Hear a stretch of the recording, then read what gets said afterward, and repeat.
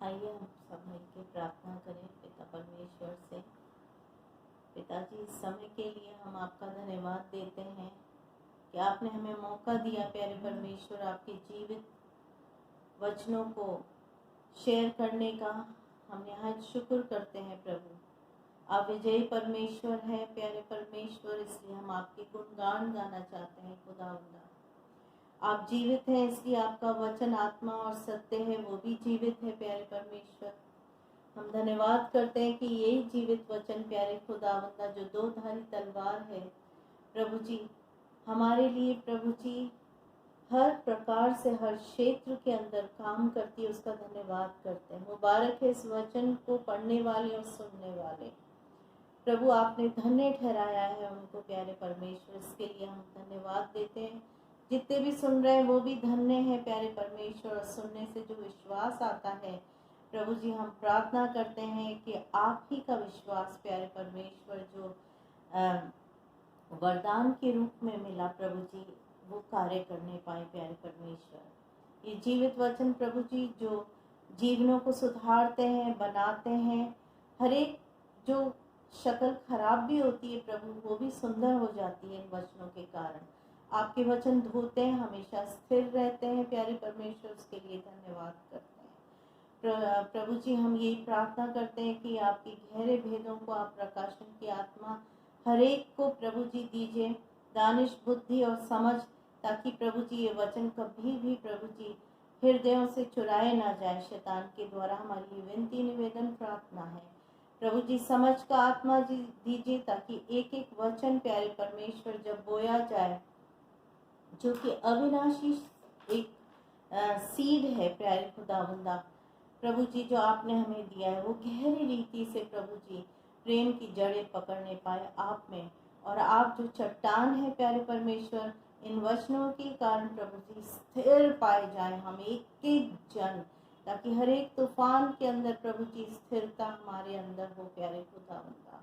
और प्रभु जी दो धारी तलवार लड़ने का आत्मिक हथियार लेने का प्रभु जी, और इसको सिखाइए आप। आपका धन्यवाद देते हैं, ये समय आपका है प्यारे परमेश्वर, आपके प्यारे प्रिय लोगों का है, इस प्यारी मिनिस्ट्री का है जो खुदावंद खूब फलवंत हो आपके बीजों से। इस छोटी सी प्रार्थना को हम यीशु के नाम से मांगते हैं, आमीन। धन्यवाद बीना, धन्यवाद मैं देते हैं हम पिता परमेश्वर को, यीशु मसीह को और पवित्र आत्मा को कि आज वो हमारी पूर्ण रूप से अगुवाई करेंगे। हम विश्वास करते हैं जब हम 2 या 3 से ज़्यादा यहाँ इकट्ठे हो रहे हैं इस प्लेटफॉर्म पे, तो आज हम आशीषित होंगे प्रभु से। आज का विषय जो मैंने लिया है प्रचार करने के लिए, मैं अक्सर काफ़ी लोगों को सुनता भी हूँ, देखता भी हूँ, और विशेषकर जब दुनिया में देखते हैं तो एक पाप का विषय जो है, पाप के बारे में सही ज्ञान या बोध नहीं होने से कई बार कई लोग परेशान होते रहते हैं। पाप निस्संदेह एक बहुत बड़े परेशानी का कारण बना बाइबल में। परमेश्वर ने जब शुरुआत में रचना रची, आदम की वाटिका को बनाए और हव्वा और आदम को बनाया, तो सबसे पहले पाप में गिरे और उसके बाद सारी प्रॉब्लम्स शुरू हुई। तो मैं जब भी कोई चीज़ सिखाता हूँ तो सबसे पहले ये बताना चाहता हूँ कि इसकी समझ जब आपको अच्छी तरह आएगी जब हम बाइबल से देखें कि मनुष्य किस किस चीज़ों का बना है। तो इसके लिए हम पढ़ते हैं पहला थेसलोनिका 5:23 और फिर 24 भी पढ़ेंगे। जी बीना मेरी मदद करेंगी बाइबल पढ़ने में।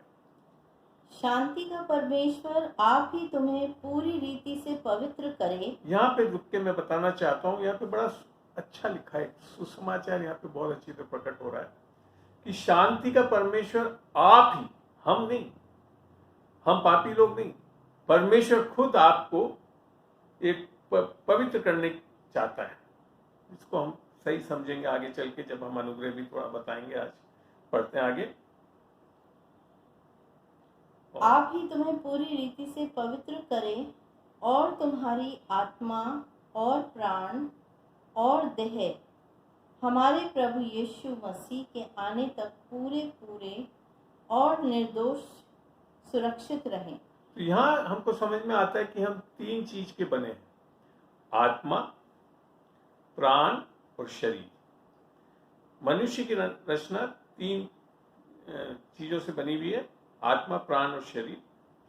प्रारंभिक रूप से हम आत्मा हैं, हमारे साथ एक प्राण है और हम इस शरीर में रहते हैं। परमेश्वर में जैसे त्रिएकता है, पिता, पुत्र और आत्मा, इसी प्रकार से हमारे संरचना में भी एक त्रिएकता है, आत्मा, प्राण और शरीर।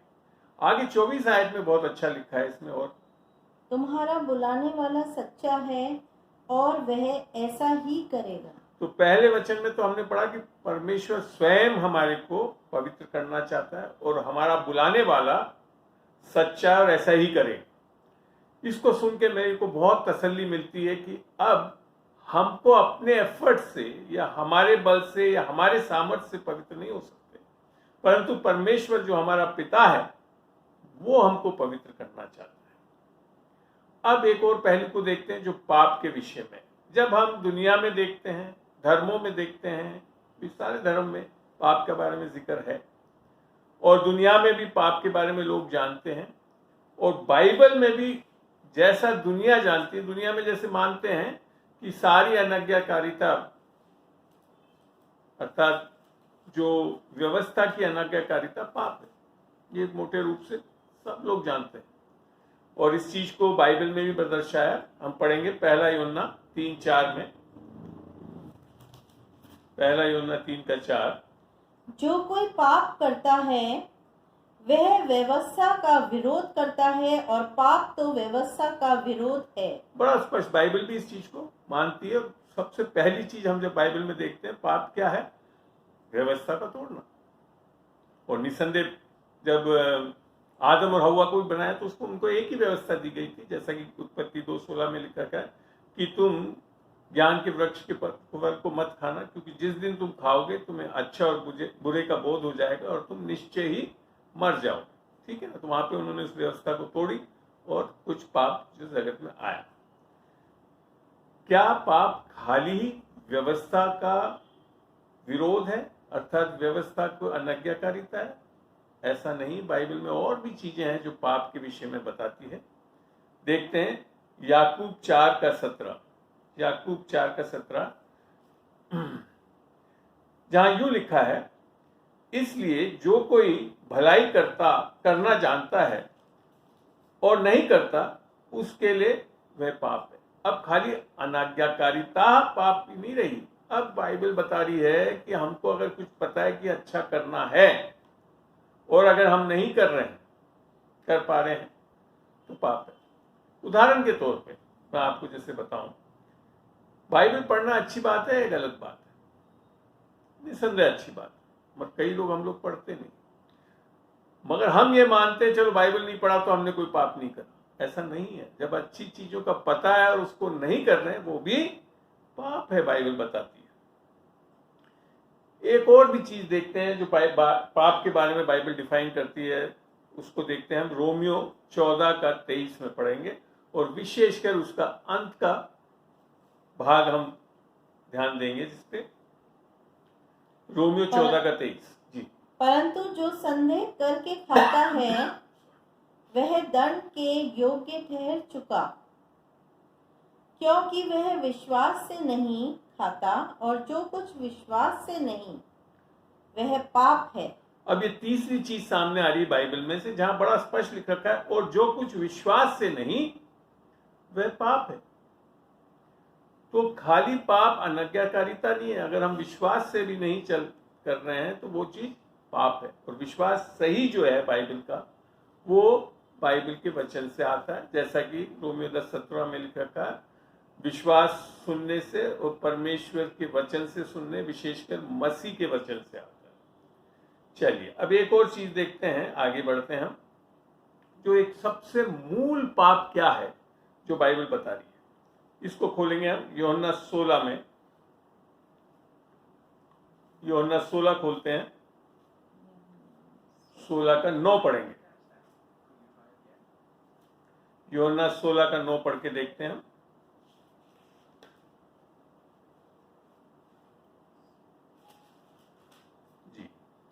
जी हाँ। पाप के विषय में इसलिए कि वे मुझ पर विश्वास नहीं करते। ये जो पाप है ये एक प्रारंभिक पाप है, मोस्ट इंपॉर्टेंट सिन। पाप कैसे होता है? जब हम यीशु मसीह पे विश्वास नहीं करते। यीशु मसीह पे विश्वास नहीं करना इज इक्विवेलेंट टू वचन पे विश्वास नहीं करना, क्योंकि यूहन्ना 1 में जैसे लिखा है ना, सुसमाचार यूहन्ना 1 में, आदि में वचन था, वचन परमेश्वर के साथ था, वचन परमेश्वर था और वचन देदारी हुआ। तो अगर हम यीशु मसीह पे विश्वास नहीं कर रहे हैं और उसके वचन पे विश्वास नहीं कर रहे हैं तो हम निस्संदेह पाप में गिरेंगे। और यही चीज मूलतः आदम की वाटिका में हुआ। हमने खाली आदम और हव्वा ने अनाज्ञाकारिता ही नहीं करी है, एक्चुअल प्राइमरी पाप हुआ कैसे कि जो कुछ परमेश्वर ने वचन बोला या बताया उनको, उस पर विश्वास नहीं करा और दूसरे के बातों पे विश्वास कर लिया, है ना। यही है मुख्य कारण कि वो पाप में गिरे। जब हम वचन पर विश्वास नहीं बनाए रखते हैं, वचन को ग्रहण नहीं करते हैं, निस्संदेह हम पाप में गिर जाएंगे। तो ये है मूल कारण पाप का कि हम यीशु मसीह पे विश्वास नहीं करते। अब जो हम देखना चाहेंगे कि पाप जो है खाली एक ऐसी चीज नहीं है कि हम क्रिया। अब पाप जो शब्द है, जब रोमियो में पौलुस उसको इस्तेमाल करते हैं तो उसको संज्ञा के तरह इस्तेमाल करता है, नाउन की तरह, प्लेस, पर्सन और नेम। और दूसरा फॉर्म जो पाप का है वो क्रिया है, दैट इज योर वर्ब। ठीक है ना। अब हम पढ़ के देखते हैं रोमियो 7 का 14 और 17 दो आयतों को पढ़ेंगे। हम जानते हैं कि व्यवस्था तो आत्मिक है, परंतु मैं शरीर और पाप के हाथ बिका हुआ हूँ। यहाँ पे बता रहा है व्यवस्था तो बहुत अच्छी है, आत्मिक व्यवस्था है, बाइबल की व्यवस्था जो 10 नियम विशेषकर परमेश्वर ने स्वयं पत्थर की पट्टियों पे अपनी उंगलियों से लिख के मूसा को दिया और हमें मिला, तो वो क्या, वो तो आत्मिक है, स्पिरिचुअल लिख रखा है बाइबल में। जब आप 7 रोमियो 7 में पढ़ेंगे बार बार यही चीज आती है। पर यहाँ लिख रखा है मैं शारीरिक हूं और पाप के हाथ में बिका हुआ हूं। बिका हुआ मतलब पाप एक ऐसा व्यक्तित्व है जिसके हाथ में आप बिक सकते हो। आप पाप खाली ये नहीं कि कुछ कर रहे हैं, हम किसी के प्रभुत्व में आ रहे हैं। तो ये चीज और देखते हैं। 17 भी पढ़ के देखते हैं। 17 तो ऐसी दशा में उसका करने वाला मैं नहीं वरन पाप है जो मुझ में बसा हुआ है। अब पौलुस ये समझा रहा है पाप कोई कुछ करना ही नहीं है, पाप तो एक व्यक्तित्व है जो हमारे अंदर बसा हुआ है। ये बहुत बड़ी इंपॉर्टेंट चीज है आपको। और इसके लिए जब तक हम पाप के बारे में पूर्ण रूप से समझ नहीं पाएंगे तो हम पाप में से निकल भी नहीं पाएंगे। खाली हम अपने पापों को, क्रियाओं को सही करने से हम पाप में से नहीं निकल सकते, क्योंकि यहां पे अब हम देख रहे हैं कि एक आत्मिक बंधन हो रहा है जो कि हम देखते हैं। अब ये देखते हैं कि ये पाप की बसावट कब आई। पढ़ते हैं रोमियो का 5 का 12। रोमियो 5 का 12। 5 का 12 इसलिए जैसा एक मनुष्य के द्वारा पाप जगत में आया। यहाँ रुकते हैं 1 मिनट। यहाँ लिख रखा है इसलिए जैसा एक मनुष्य में, ये मनुष्य कौन था? आदम। आदम के कारण पाप जगत में आया। तो मनुष्य जाति के कारण पाप जगत में आया, परमेश्वर के कारण पाप जगत में नहीं आया। मनुष्य जाति के कारण पाप जगत में आया। फिर आगे क्या लिखा है? और पाप के द्वारा मृत्यु आई। और फिर पाप के द्वारा मृत्यु आई। अब आप एक चीज बात सोच के देखें कि अगर समझ लीजिए मैं आदम हूं और मैंने पाप किया और मेरी मृत्यु हो गई, तो वास्तविकता में अगर आपके जितने भी डॉक्टर्स और साइंस के जानने वाले हैं, तो मरने के बाद उस व्यक्ति से आगे कोई चीज जा नहीं सकती। मरने के बाद खत्म हो जाता है सब कुछ वहीं पे। ठीक है ना। अब मगर बाइबल में पढ़ेंगे तो कुछ और लिख रखा है। पढ़ते हैं आगे। और इसी रीति से मृत्यु सब मनुष्यों में फैल गई। अब यहाँ एक अलग ही चीज लिख रखी, मृत्यु खाली उसकी मृत्यु ही नहीं हुई, वो बोल रहा है कि वो मृत्यु सब मनुष्यों में फैल गई क्योंकि सबने पाप किया। और इसलिए सबने पाप किया। तो यहाँ बात समझ में आती है कि जो मृत्यु यहाँ पे बताई है वो बेसिकली फिजिकल डेथ नहीं है। इसके बारे में जब हम मनन करें, अगर हम उत्पत्ति में जो 2:16 जब बताया तो वहां लिख रखा है परमेश्वर ने क्या आज्ञा दी उसको कि ज्ञान के वृक्ष के फल को मत खाना, क्योंकि जिस दिन तुम खाओगे तो तुम्हें अच्छे और बुरे का बोध हो जाएगा और तुम निश्चय ही मर जाओगे। पर क्या आदम और हव्वा खाकर वहां धड़ से नीचे गिर गए, मृत्यु हो गई? नहीं हुआ। उसके बाद परमेश्वर वहां आया आदम की वाटिका में, उसने बातचीत करी और यहां तक कि आदम तो 900 साल से ऊपर जिंदा रहा। तो वो जो निश्चय ही मर जाएंगे, तो फिर क्या बाइबल गलत बोल रही है? निस्संदेह नहीं, बाइबल पूर्ण रूप से सत्य और फैक्ट्स को बताती है, ट्रुथ को बताती है। तो निश्चय जो मर जाएंगे वो था एक आत्मिक मौत, और आत्मिक मौत मृत्यु के रूप में सब मनुष्य में आदम और हव्वा के कारण फैल गई। और फिर एक और बंधन, जैसे हमने पढ़ा कि हम किसी के हाथ में बिके हुए, एक दूसरी शक्ति उधर पे आ गई जो कि शैतानी थी, और जिसके कारण हम पाप करने लगते हैं। इसके बारे में पढ़ते हैं इफिसियों 2:1 से पढ़ेंगे, 1 से 3 या 4 तक पढ़ना पड़ेगा हमें।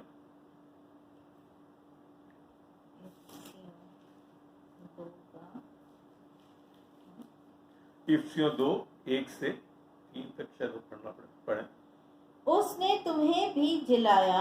अब पौलुस एक व्यक्ति को बोल रहा है जो जिंदा है वैसे तो, पर कह रहा है तुम्हें भी जिलाया, अर्थात एक मृत्यु में से निकाल रहा है। हाँ, जो अपने अपराधों और पापों के कारण मरे हुए थे जी, जिनमें तुम पहले इस संसार की रीति पर और अब ये व्यक्ति जो है वो एक जिंदा हो चुका, अर्थात उसके अंदर से आत्मिक मौत हट चुकी है, और इसके लिए वो बोल रहा है पहले तो क्या थे आप? हाँ, जिसमें पहले इस संसार की रीति पर और आकाश के अधिकार के हाकिम अर्थात उस आत्मा के अनुसार चलते थे जो अब भी आज्ञा न मानने वालों में कार्य करता है। किस आत्मा के अनुसार चल रहे हो? अब खाली कोई क्रिया नहीं है, आपको कोई चला रहा है, और वो है शैतानी ताकत, द किंगडम ऑफ डार्कनेस। अर्थात आदम के पाप करने से मात्र परमेश्वर की आत्मा ही उसके अंदर से नहीं हटी, परंतु एक दूसरी आत्मा ने भी कब्जा करा, जिसके कारण लोग आज पाप करते रह रहे हैं। आगे भी पढ़ दे पूरा। इनमें हम भी सबके सब पहले अपने शरीर की लालसाओं में दिन बिताते अब थे। इधर पे पौलुस ने किसी को नहीं छोड़ा, इनमें हम सब, मैंने आप, मैं, सब लोग थे इसमें। आगे, और शरीर और मन की इच्छाएं पूरी करते थे और अन्य लोगों के समान स्वभाव ही से क्रोध की संतान थे। अर्थात अब हमारे पर दंड की आज्ञा तो होनी थी, और संतान किसकी हो गई? क्रोध की। आपको बाइबल में पता है 2 पिता है, एक तो परमेश्वर परम पिता जो है उसके अधीन है, या शैतान, जैसा कि यूहन्ना 8:44 पढ़ के देखते हैं। यूहन्ना 8:44 पढ़े तो अब हमको समझना है आत्मिक जगत में जो है आदम के अनाज्ञाकारिता के कारण मनुष्य जाति जब तक पाप नहीं करा था, तो परमेश्वर ने जैसे सृजा उनको, पढ़ लें 8:44 जी। तुम अपने पिता शैतान से हो और अपने पिता की लालसाओं को पूरा करना चाहते हो। वह तो आरंभ से हत्यारा और सत्य पर स्थिर न रहा, क्योंकि सत्य उसमें है ही नहीं। अब ये मैं नहीं बोल रहा हूँ, यूहन्ना नहीं बोल रहा है, ये कौन? स्वयं यीशु मसीह बोल रहा है। अर्थात आत्मिक जगत में 2 पिता हैं, परमेश्वर आपका पिता हो सकता है या शैतान। अब इसको लाने का कारण कौन है? आदम। तो वास्तव में जब सृजा था, हमको उत्पत्ति 2:7 पढ़ के देखते हैं, मनुष्य की संरचना परमेश्वर ने जब करी तो क्या लिखा हुआ है वहां पे? उत्पत्ति 2:7। तब यहोवा परमेश्वर ने आदम को भूमि की मिट्टी से रचा और उसके नत्नों में जीवन का श्वास फूंक दिया और आदम जीवित प्राणी बन गया। क्या रचा? मट्टी से रचा। तो आपका शरीर क्या है? जब आप इसको गाड़ देते तो क्या हो जाता है? मट्टी हो जाती है। बाइबल इज कंप्लीटली साइंटिफिक, पूरी साइंस को कंफर्म करता है, विरोध नहीं करता। और फिर लिख रखा है उसमें जीवन का श्वास, दैट इज पवित्र आत्मा को फूंका और अंदर हमारे क्या क्या बन गया। एक तो हमने आत्मा बनी, प्राण हमने धारण किया और शरीर हमारा जीवित प्राणी बन गया। तो इस तरह से संरचना की, और जब ये करा तो परमेश्वर की आत्मा मनुष्य की आत्मा अर्थात आदम की आत्मा के साथ वास कर रही थी। ये कब है? विदाउट फॉलन नेचर, पाप में नहीं गिरा जब था। और जब उत्पत्ति में जो 2:16 में लिखा कि जिस दिन तू खाएगा तो निश्चय ही तू मर जाएगा, तो क्या हुआ उस दिन? जैसे ही इन्होंने फल खाया तो एक आत्मिक जगत में बहुत बड़ा काम हुआ जिसका पता ही नहीं पड़ा आदम को सही में, कि उसके अंदर से पवित्र आत्मा हटा ली, और वो है शायद आत्मिक मृत्यु जो हुई। अब बात आती है कि, और इसको रोमियो में बड़ा अच्छा बताया है, रोमियो 5 का जब 19 पढ़ते हैं तो एक चीज मैं समझाना चाहता हूं। लोग बाग अभी क्या सोच रहे हैं, क्योंकि हम पाप कर रहे हैं इसके लिए हम पापी हैं, और उस पे ऊपर से धर्मों में, सारे धर्म, यहाँ तक कि ईसाई धर्म को भी ऐसे ही बना लिया है लोगों ने, कि धर्म क्या सिखा रहा है हमको, क्योंकि हम पाप कर रहे हैं तो परमेश्वर से अलग हैं, तो हम अपने पापों को सुधार लें, अच्छे काम करें, विश्वास लाएं ताकि परमेश्वर से जुड़ सके। ये धर्म है, रिलीजन यही सिखाता है। हम पाप करना बंद करें, अच्छे काम करें, विश्वास लाएं ताकि परमेश्वर हमारे को एक्सेप्ट कर सकता है। मगर ये बिल्कुल विपरीत है बाइबल के अनुसार। अगर ऐसा हो सकता था तो यीशु मसीह के आने के पहले सारे दुनिया के मुख्य धर्म आ चुके थे और सब मत परमेश्वर से जुड़ सकते थे, मगर नहीं हुआ ऐसा। क्यों? क्योंकि विपरीत है इसके। बाइबल क्या सिखा रही है, जो कि सुसमाचार है, कि हम जैसे पापी हैं यीशु मसीह के पास आए, उसे अपना उद्धार करता और प्रभु ग्रहण करें, तो वो हमारे को अपनी आत्मा देगा, विश्वास देगा, ताकि हम आगे चल के अच्छे काम कर सकें। यही है सबसे बड़ा मूल सत्य। लोग धर्म में चल के सोच रहे हैं कि हम सही हो जाएंगे तो परमेश्वर एक्सेप्ट कर लेगा, बल्कि हम हो ही नहीं सकते। और ये आगे अब आपको वचनों में मैं सिखाना चाहता हूं कि क्यों नहीं हो सकते।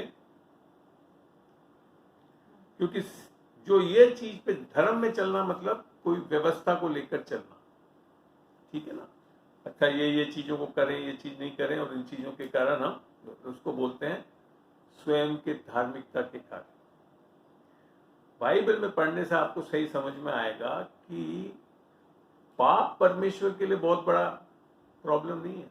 पापियों को तो ठीक कर सकते हैं। यहाँ तक यीशु मसीह ने बोला दरुक्कड़, रंडी, ये सब परमेश्वर के राज्य में आ जाएंगे। पर एक लोगों को बोला, फरीसियों को, ये नहीं आ पाएंगे। क्यों? क्योंकि वे कर रहे थे अच्छे काम, ऐसी बात नहीं, बाइबल की काम करते थे वो सब। इसको देखते हैं लूका 18:9 में, मगर किस तरीके से कर रहे हैं वो बात आती है। अगर ये सोच हमको समझ में आ जाएगी तब हम समझ पाएंगे कि हम पाप में से कैसे निकल सकते हैं। क्योंकि अक्सर हम पापों को सही करने के लिए धर्म के कामों को मानते हैं। पढ़ते हैं लूका 18:9 से। उसने उनसे जो अपने ऊपर भरोसा रखते थे, यहाँ यीशु मसीह बोल रहा है कि उसने उनसे जो अपने ऊपर भरोसा रख, परमेश्वर पे नहीं रख रहे हैं ये लोग, किस पे भरोसा रख रहे हैं? अपने ऊपर भरोसा रखते हैं। उनसे कहा कि हम धर्मी हैं। और क्या भरोसा रख रहे हैं? कि मैं धर्मी हूँ। यीशु मसीह ने क्या बोला? मैं पापियों को ढूंढना है, धर्मियों को नहीं ढूंढना है। क्यों? क्योंकि कई लोग हम में से भी, मैं एक बहुत बड़ा उदाहरण हूँ आपके सामने, मैं आपको बता दूं, मैं 40 साल की उम्र में यीशु मसीह को मैंने अपना प्रभु उद्धारकर्ता ग्रहण करा, मगर उसके पहले भी मैं वर्ल्डली स्टैंडर्ड, दुनिया के तौर तरीके में बहुत अच्छा व्यक्ति था। मैंने कभी दारू नहीं पी थी, कभी सिगरेट नहीं पी थी, बहुत अच्छा पढ़ने में था मैं, अव्वल नंबर लाना, डबल प्रमोशन लिया स्कूलिंग में, ग्रेजुएशन में सिल्वर मेडलिस्ट रहा, पोस्ट ग्रेजुएशन में सेकंड पोजीशन रही मेरी राजस्थान यूनिवर्सिटी में जूलॉजी डिपार्टमेंट में। फिर यूपीएससी मेरिट में आकर इंडियन फॉरेस्ट सर्विस ज्वाइन करा, जहाँ पे मेरी 12वीं पोजीशन थी ऑल इंडिया मेरिट में फाइनली। और बाद में मैं नौकरी में गया और नौकरी में भी मेरी एशिया सारी एक्सीलेंट रही, ऐसी बात नहीं। मगर 40 साल की उम्र तक मेरे को किसी ने ये नहीं बताया कि आप बहुत अच्छे होकर परमेश्वर से नहीं जुड़ सकते। खुदा का शुक्र करते हैं, एक बंदा आया जिसने इस चीज को बताया और सुसमाचार पे मेरा विश्वास लाया कि आप कितने भी अच्छे हो, मैं जो आज बोलता हूं, मैं एक बहुत अच्छा पापी था जो नरक जाने वाला था, बहुत अच्छा पापी था जो नरक जाने वाला था। और जब मैंने इस उद्धार को पाया, इस पाप में से निकला, आत्मिक बंधन में से निकला, तब आज मैं आपके सामने सेविकाई कर रहा हूँ। 40 साल की उम्र तक मैंने कभी बाइबल नहीं पढ़ी। घर में मीटिंग होने के टाइम में अपने बच्चे जो कि संडे स्कूल थे, तो वो बाइबल उनके पास बैठ के देखता था, क्योंकि मेरे को खोलना भी नहीं आता था। मेरे को तो ये भी नहीं पता था कि पुराना नियम नया नियम क्या। 40 साल की उम्र, 1998 की बात बता रहा हूँ, जब मैंने उद्धार पाया। और जब मैंने उद्धार पाया इस आधार पे, तब परमेश्वर ने मेरे को ये अगुवाई दी कि मैं तुम्हारे को एक बाइबल टीचर बनाता हूँ। उसके टाइम मेरा दिमाग बिल्कुल घूम गया। मैंने कहा अभी बाइबल खोलनी नहीं आती, टीचर क्या बनूंगा। मगर आप आज जब इस दौर में जाएंगे तो देखेंगे परमेश्वर जब मूर्खों को, मैं एक तरह से, ऐसा बात नहीं, दुनिया का बहुत ज्ञानी रहा हूँ, मगर जब मूर्ख बना तो परमेश्वर ने मुझे चुन लिया और बहुत अच्छी तरह से आज मैं सेविकाई कर पा रहा हूँ। चलिए आगे पढ़ते हैं आपके विषय में। देखते हैं रोमियो में। और दूसरों को तुच्छ जानते थे ये दृष्टांत कहा। जी।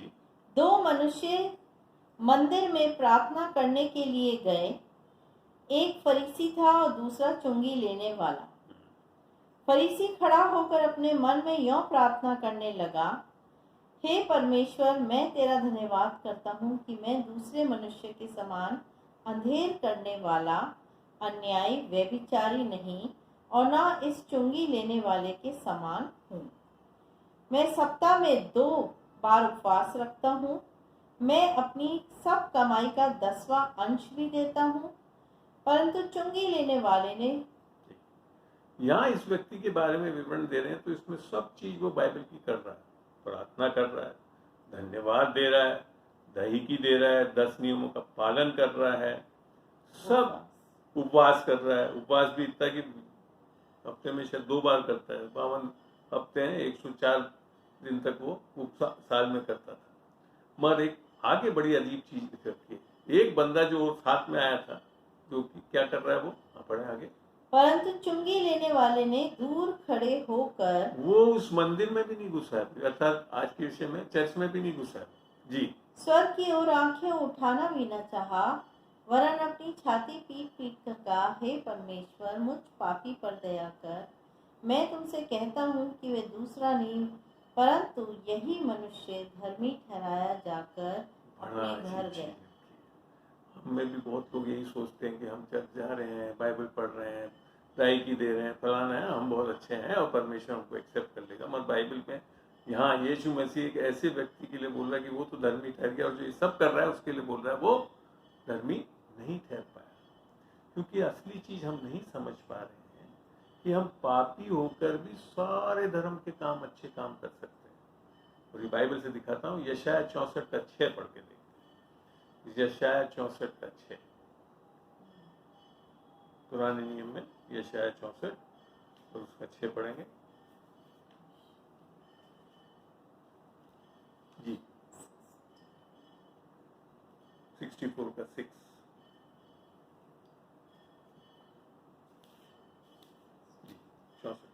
हम तो सबके सब अशुद्ध मनुष्य के से हैं। अशुद्ध मनुष्य माने हम सब पापी हैं जी। और हमारे धर्म के काम सब के सब, अब यहाँ लिख रखा हमारे धर्म के काम सब के सब, 1-2 नहीं लिख रखा है, सब के सब धर्म के काम कर सकते हो। पापी अवस्था में रहकर भी आप सब अच्छे काम कर सकते हो, मगर फायदा क्या? सबके सब मैले चिथड़ों के समान हैं। ये धर्म के कारण परमेश्वर को खुश नहीं कर सकते। तो जो प्रॉब्लम है, लोग बाग आज पाप में से क्यों नहीं निकल पाते हैं? क्योंकि वो पाप कर रहे हैं, इसके कारण नहीं है। पाप करने वाले को मैंने बताया ना आपको, परमेश्वर बड़े आसानी से निकाल सकता है। और बाइबल में इस सत्य को समझते हैं क्यों वो निकल नहीं पाते हैं। खोलते हैं रोमियो 10 का 1 से 3 या 4 तक पढ़ेंगे। रोमियो 10 का 1 से 3 और 4 जी पढ़े। 1 से जी। हे भाइयों, पौलुस यहाँ कह रहा है, हे भाइयों, मेरे मन की अभिलाषा और उनके लिए परमेश्वर से मेरी प्रार्थना है कि वे उद्धार पाएं। यहाँ पे पौलुस दुआ कर रहा है और ये दुआ हमको करनी चाहिए लोगों को कि वो उद्धार पाए। जी, क्योंकि मैं उनकी गवाही देता हूँ कि उनको परमेश्वर के लिए धुन रहती है। परमेश्वर के लिए सबको धुन है, मैं बता दूं, खाली आप ईसाइयों को या और ऐसे कोई नहीं है, सबको धुन है। क्यों? आप देखिए, जो पंडित जा रहा है सुबह सुबह नहा धोकर मंत्र पढ़ रहा है, घंटियां बजा रहा है, लोग दुआ मस्जिदों में जा रहे हैं, सबको है धुन, ढूंढ रहे हैं वो परमेश्वर, कैसे निकले हम पाप में से। मगर क्या लिखा आगे? सही ज्ञान नहीं। क्योंकि मैं उनकी गवाही देता हूँ कि उनको परमेश्वर के लिए धुन रहती है, परंतु बुद्धिमानी के साथ नहीं। बुद्धिमानी के साथ नहीं है, यही प्रॉब्लम। यहाँ तक कि हम लोग ईसाई भी, सबको धुन तो है परमेश्वर की, मगर कई जगह हम बुद्धिमानी के साथ नहीं जानते। आगे, क्योंकि वे परमेश्वर की धार्मिकता से अनजान बुद्धिमानी होकर। क्या चीज नहीं है वो आगे बता रहा है। क्योंकि का मतलब है कि ऊपर वर्ष से जुड़ा हुआ है। हाँ, पढ़ दें वापिस एक बार। क्योंकि वे परमेश्वर की धार्मिकता से अनजान होकर। परमेश्वर की धार्मिकता से अनजान अर्थात परमेश्वर हमको कैसे धर्मी ठहरा रहा है उसके बारे में अज्ञानता है उनमें। और अपनी धार्मिकता। और ये अज्ञानता क्यों है? क्योंकि वे अपनी धार्मिकता स्थापित करने का यत्न कर रहे हैं, कोशिशें कर रहे हैं, कीलों पे छोड़ रहे हैं, हिमालय में चढ़ रहे हैं। हमारे क्रिश्चियंस में भी है, लोग बाग अपने ऊपर कोड़े बरसा रहे हैं, क्रूस तक चढ़ने के लिए तैयार हो रहे हैं। फिर क्या आगे लिखा है? परमेश्वर की धार्मिकता के अधीन न हुए। तो यह पाप जो विशेष प्रॉब्लम है कि स्वयं के धार्मिक कार्य करने के कारण परमेश्वर की धार्मिकता के अधीन नहीं होते। This is the biggest problem for salvation. परमेश्वर के लिए पाप